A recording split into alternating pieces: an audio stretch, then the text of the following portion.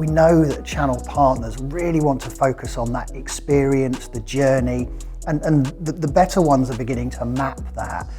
What's your take on the whole CX revolution that we're seeing at the moment? Yeah. I think there are very small things that can be done that can be transformational, and one of those is as simple as using chat on a website. Where it has been brought in, it's been shown that the customers really like it because often they're there and they can't find what they need, and it's a way of directing, and it's conversational. It's two-way, and I think that's looking for opportunities like that, very simple, can massively increase CX. Yeah, and do you think there's a speed of response point to be made there as well? Because if people, we're all very much used to getting information at our fingertips whenever it's instantly accessible on the device we carry in our pockets, and if you're not on that curve, I think you struggle. Yes, and I think customer experience has to recognise that speed of response today is critical, and if you're not the fastest, then you may be better in some areas, but you're likely to miss out on the sale. I think that's such a key point. Yes, and I think urgency around the need for information. I mean, I think a lot of the tech platforms we've been discussing try and identify people who have intent to buy, let's say, and the action at that time they're ready seems absolutely critical. So if you've got somebody showing intent, all the right signs around investigating a solution, I think diving in and really owning the first interaction seems vital to me. Yeah, so I think what's happened is that some organisations are not set up in their structure to be able to support that, and that's actually where they bring in the technology, but they haven't understood that their business processes need to change. And one of the most important, well, two actually important changes in business structure that I'm seeing inside sales and also marketing operations. One thing we've seen in the last 12 months is that the need for the human touch. The digital world is great, and agencies love the digital world because it's measurable, investable in. But we've doubled the size of our inside sales team, and I think we're seeing that in channel partners a lot. But I think, come back to your point about the buyer journey, at some point in the tech space, we want to talk to a human. Yes, and I think that's the point, it's appropriateness.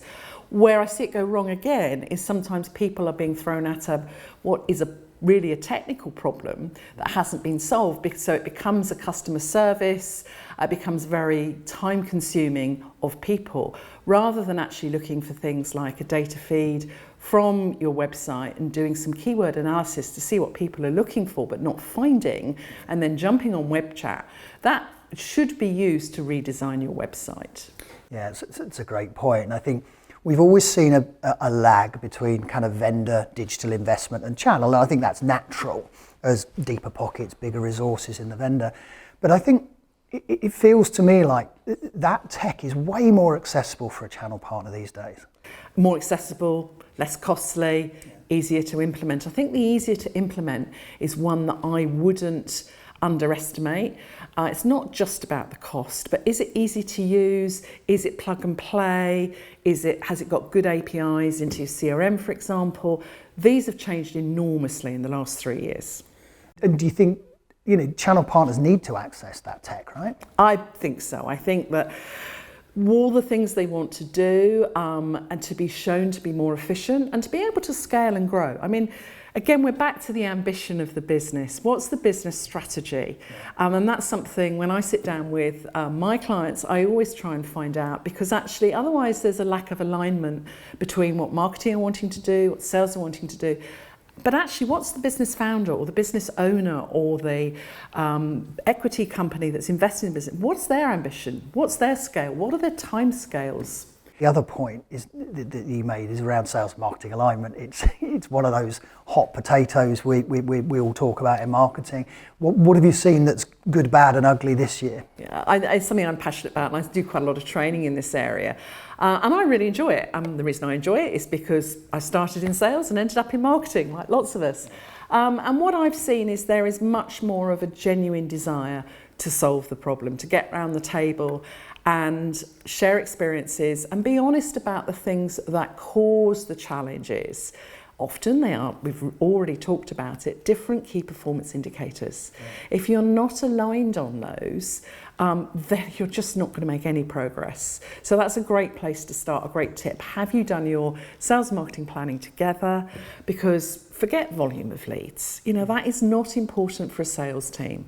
It's the value and the velocity of those leads that's key. Or is it actually the sales team need help in retaining customers?